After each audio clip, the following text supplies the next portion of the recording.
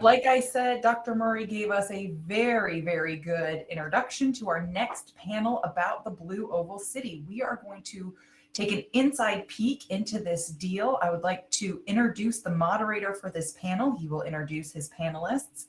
The person at the center of this deal is Chassen Hayes. He is the Director of Business Development at the Tennessee Department of Economic and Community Development. So Chassen, I'd like to call you to the stage and you can welcome your panelists. Thank you so much for joining us today.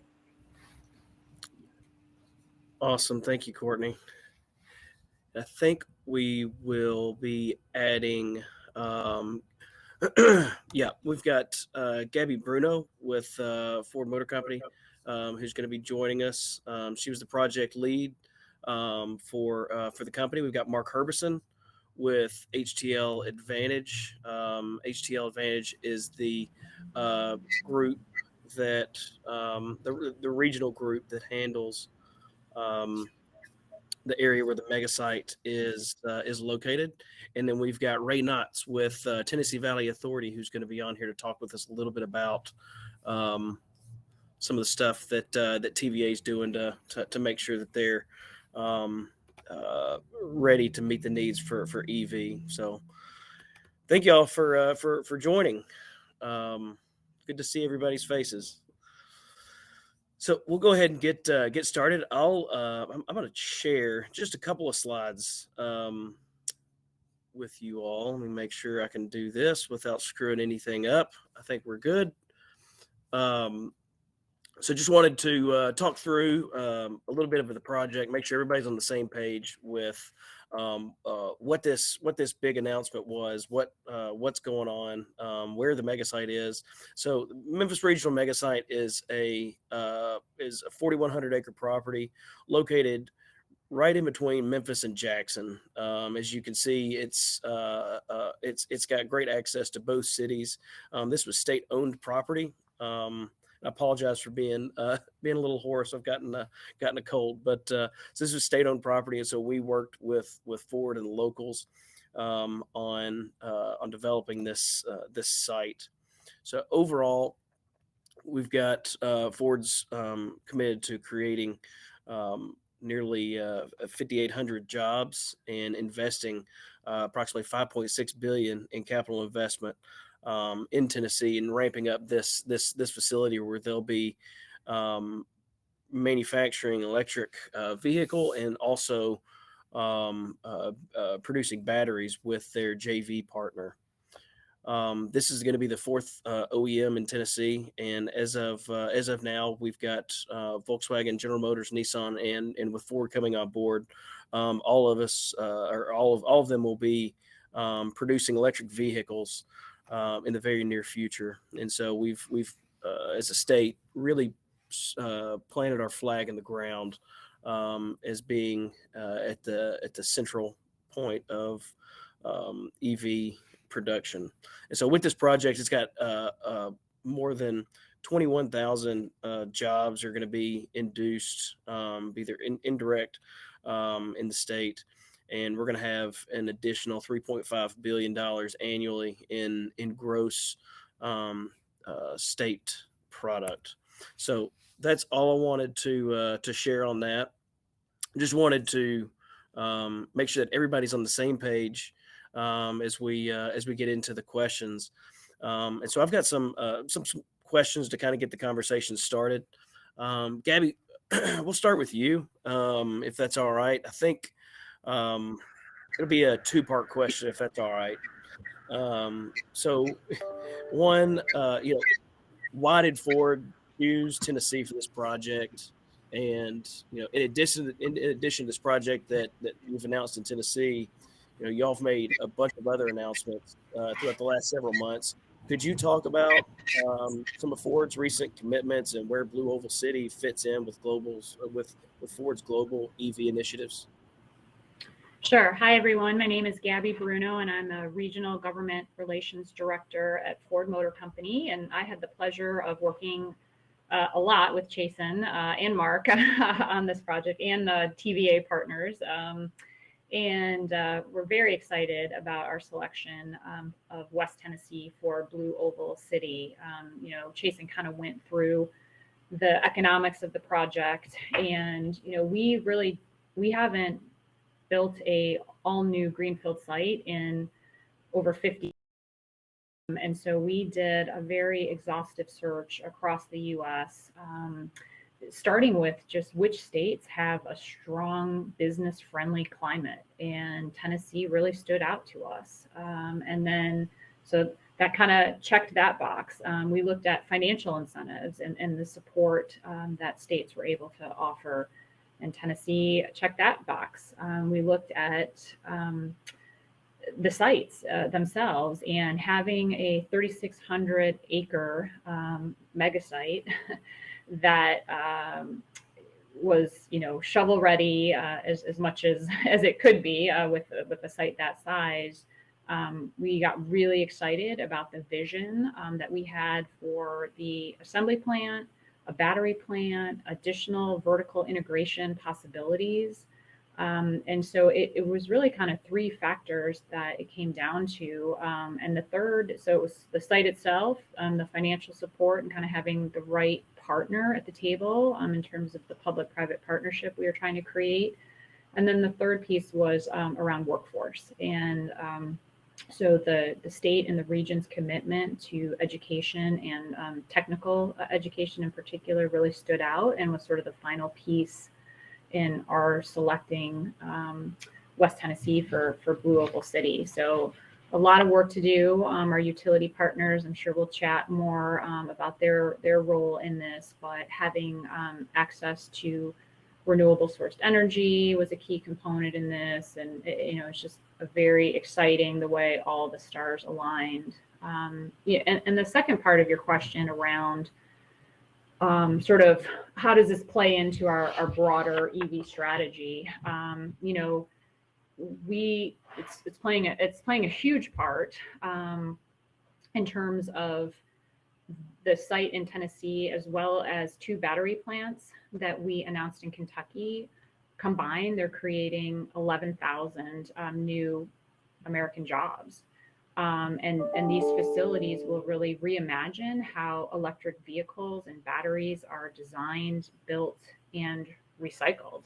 With a combined $11.4 billion investment, which is the largest investment that Ford Motor Company has ever announced in its 118-year history. And this investment represents a significant share of the more than 30 billion that we're spending on electrified vehicles globally through 2025. I can tell you that the race to electrification is on, and it's heating up exponentially.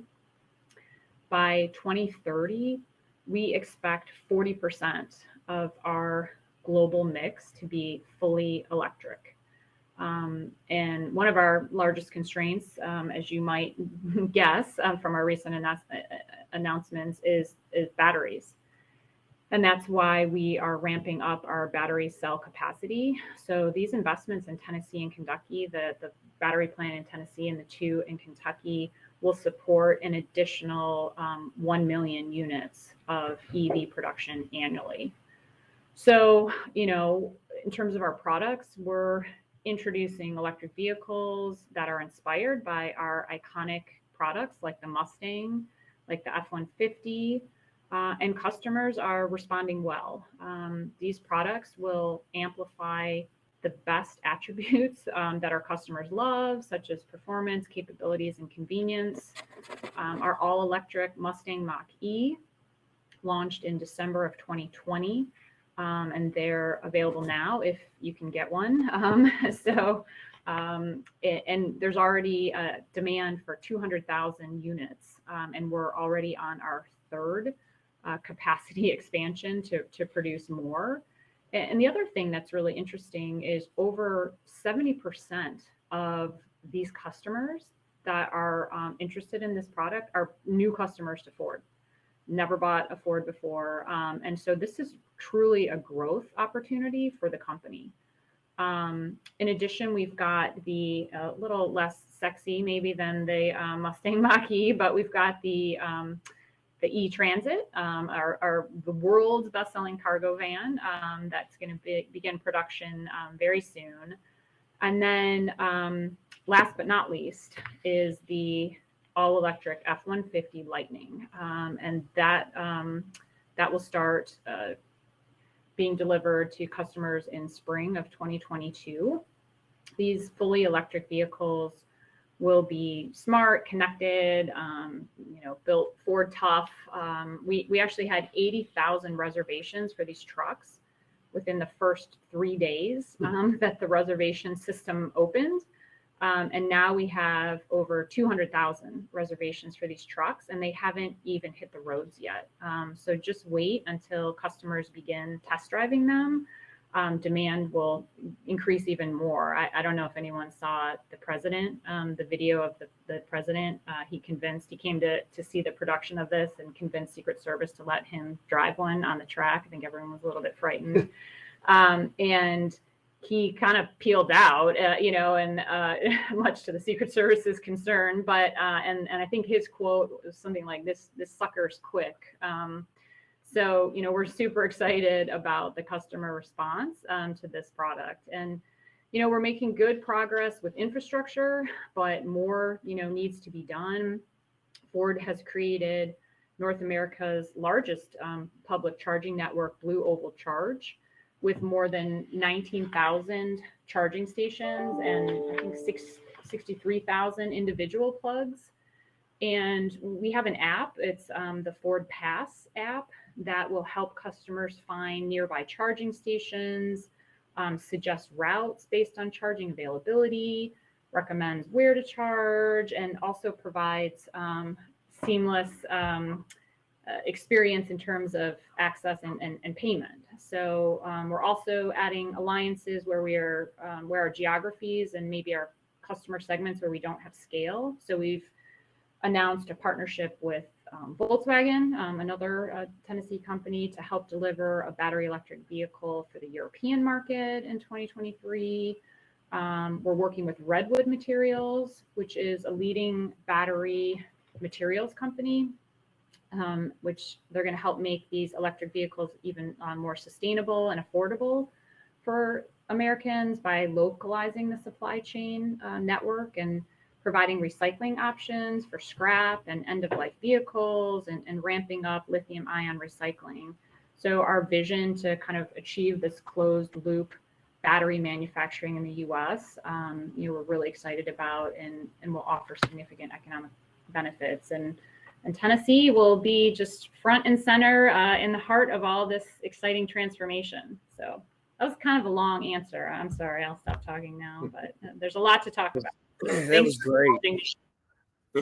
That was absolutely great, Gabby. We're excited about the investment that Ford's gonna be doing. It truly is, they're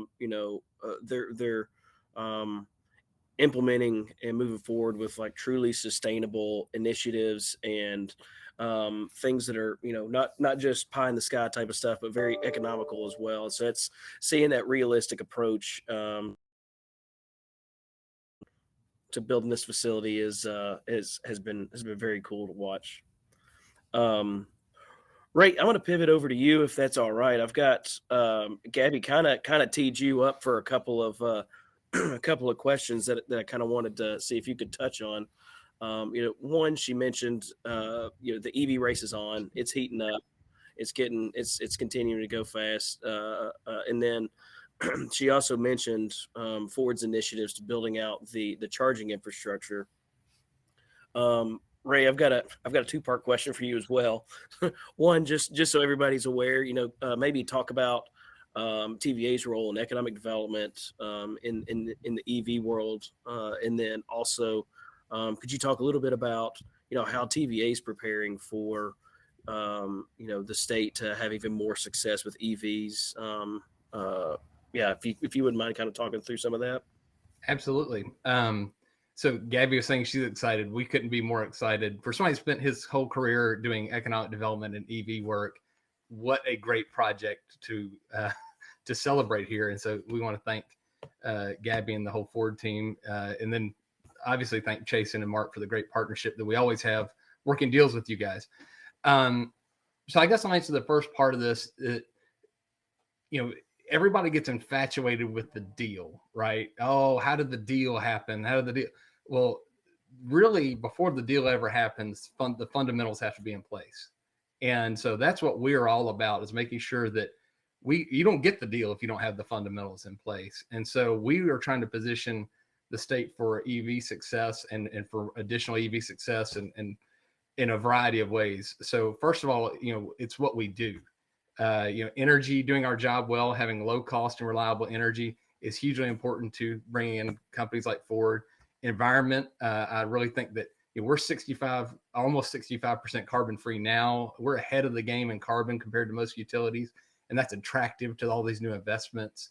And we'll be 70% carbon free in just a few years from now. So we're moving down that trend of having carbon free energy, and then being able to provide renewables, as Gabby mentioned, at a large scale, and allowing them to have them built out on their site too. So getting energy right. And then economic development is all about, we are there to support partnerships with the state and with Mark. So how do we make success happen? I'll kind of use the Ford project as a backdrop for that. You go back, 15 plus years ago, we started something called a mega site program. And the whole point of that wasn't that we're going to get a deal tomorrow. It was to make a site, help get a site ready and noticed. And we worked with all the folks there in West Tennessee to get this site and market it over time. But that's a site preparedness thing. You were talking about business climate earlier. We're all about making sure that we are part of the business climate is done well, as I mentioned, on the energy and that sort of thing. So it's all about those fundamentals. But when it comes down to the project, we're right there at the table. We may not be taking the lead. We're playing off of Chassen and off of Mark and playing our role and trying to play as well as we can, but trying to make the project happen. So we really think that we're a piece of this. We're trying to keep the wheels turning, as if you want to hear a bad pun, on electric vehicle growth in the state and supporting all the manufacturers. So we're super happy to have Ford. Now, let me tell you what success I think looks like in terms of electric vehicles. It's definitely economic development, and we're here to celebrate that today. But we also want to create an environment where folks are using electric vehicles in the state and they understand them and they're able to use them. And so we got 4 things going on in that space right now. First, you mentioned it, Chassen, already, but charging infrastructure availability. That's a big deal. There's this whole term called range anxiety out there. And if folks don't see chargers, they don't think they can have an EV. And we want this to be a huge market for EVs. We think that matters to the prospects we work with. We want the manufacturers that are making EVs in the state, or that might make more EVs in the state. We want them to see a supportive environment for that here. So we are working with the state of Tennessee, with TDEC, and another strong partnership with that part of the state, to build out a fast charging network called the Fast Charge Network, or Fast Charge Tennessee, all across the state, interstates, highways. Basically, nobody will be more than 25 miles from a charging station, a fast charge station on a Tennessee interstate or highway. So tremendous partnership there. We think is a leading partnership. So charging infrastructure availability was one. Number 2, we want to be sure that we don't inhibit EV growth by having rates or policies that don't let the third parties play in this space. So we changed up all how we consider the sale of electricity with charging stations, took some of those regulations away to let other companies build out charging networks. It doesn't have to be our fast charge network we're building out, because we know it's going to take a variety of folks building out that charging network over time. So we put rates and policies in place that allow third parties to do it, make it simple, cost effective for them. We're looking ahead into that space. So infrastructure, rates and policies. EV availability, we want to be sure that different types of EVs are available, be it in transit, to consumers, to fleets, and so on. So working on that. And then the last thing to make sure we're successful in EV is that we need to be sure that consumers understand it. We've surveyed and done all sorts of work, and we know consumers still don't understand the technology by and large. And so until they understand it, it's not going to be the next car in their mind. We all know that, most Tennesseans are going to, buying a car is a big financial decision. It takes them years to make a choice many times. And so you got to decide in your mind before that you're going to buy an EV. and then be ready to, hey, now my budget says I can buy a car. So we're trying to be sure that consumers understand the technology and are aware of it or aren't afraid of it. And we're taking huge steps in educating folks on what EVs look like. So anyway, to sum up the question, we're trying to be sure we cover the fundamentals, and then we'll do cool projects too, like helping you guys with Ford, building out fast charge networks, things like that. But that's how we're trying to position the state for more success. Awesome, thank you, Ray. That's great to hear. To continue the conversation on infrastructure, Mark, you've won the project. Now you've got to find employees, and you've got to build out infrastructure, and you've got to figure out, where people are going to live.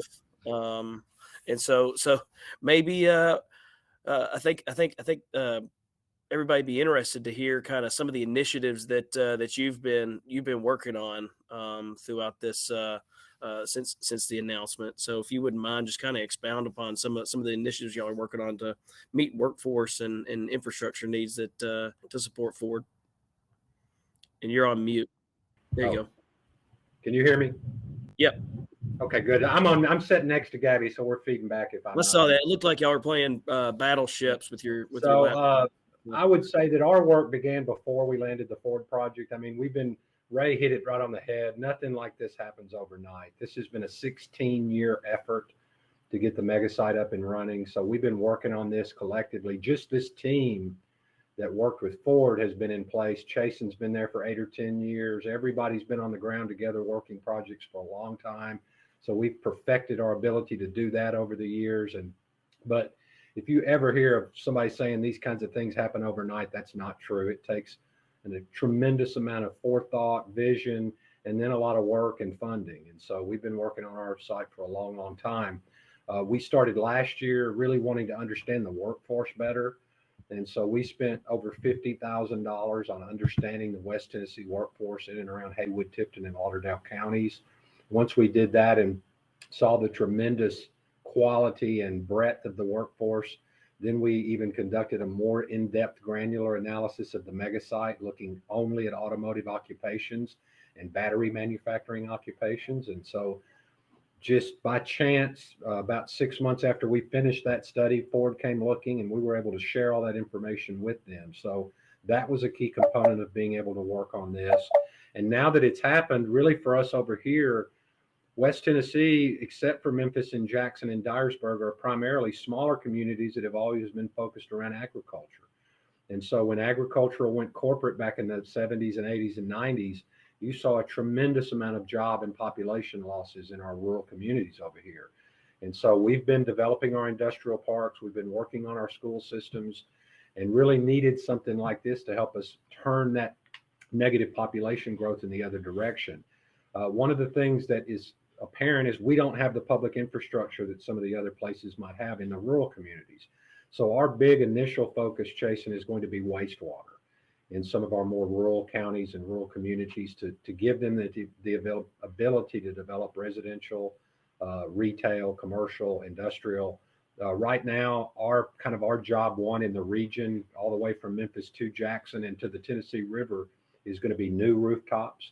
I think all around the country, but especially in Tennessee, there's been so much in-migration that there hadn't been a lot of rooftops lately. And so we're going to see a lot more of that kind of development as well.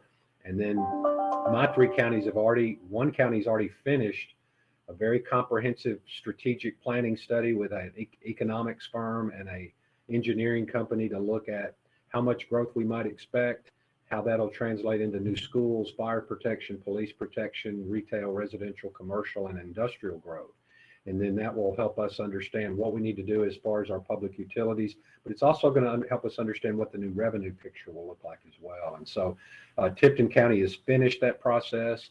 Haywood is just starting that process, and Lauderdale is getting ready to start that process. And I know that a bunch of other communities in West Tennessee are doing the same thing. And the state of Tennessee has appropriated $5 million for communities to do that type of infrastructure and, housing studies, things like that. So we're already underway with that. And I would just tell people that are a part of this project, one of the things we talked about this morning, everybody's in a hurry to do something. really what I would recommend is take a breath, pause, plan, and then do something. And so we're all working on our plans right now, Chasen. That's awesome. That's great to hear. I know everybody out there is extremely excited, and everybody, it's going to impact multiple communities, the region, and multiple states. So it's good to see. Good to have seen y'all working together on that. We've gotten some questions that have come in through the platform here. Gabby, I think this one's going to be for you, and it plays off of Mark's comments very well. What does Ford's community engagement look like, specifically the connection to university, higher ed, innovation collaborations? There'll be a TCAP built on site to support all of you. And I know you've had a lot of questions or a lot of conversations with them on that facility. But if you wouldn't mind, just kind of talk about your community engagement and what you're working on. Yeah, no, appreciate that question. Super important. As I mentioned, we haven't built an all new greenfield assembly plant since the 60s, I think. And so, we take our responsibility to be a good neighbor very seriously and to integrate and to learn from the communities that we're entering. Workforce is going to be a huge part of that, and kind of partnerships with the existing educational assets across the state. So we actually had a team that came down a few weeks ago now and spent a day in Memphis, spent a day in Jackson, spent a day in Nashville, at all levels of education, K through 12, the technical, TCAT schools, as well as the higher education. So we talked to UT Martin, talked to Vanderbilt, we've talked to several different higher learning institutions as well, not to mention the national lab that you have right here as a critical asset, in Tennessee. And we are working collaboratively to identify sort of synergies and best practices. So not only are we trying to figure out what skill sets we're going to need and curriculum that we'd like these universities to kind of look and see, are there engineering programs, what we need? Are there research focuses, something that's now going to complement, what the practical, manufacturing applications are in your state. You have schools like MIT and Stanford that, are really doing a ton in terms of research on energy storage systems and all these kind of advanced energy areas, but they don't have battery manufacturing facilities. They have no way, to provide on hand or, hands-on, learning and research projects right there. So I do think this is an area that we're going to be exploring a lot more in the coming, weeks, months, years, really, to just make sure that we are getting the synergies and really maximizing the state's assets across the board in terms of their educational and research capabilities. So definitely more to come on there. And I think it's just a really exciting opportunity.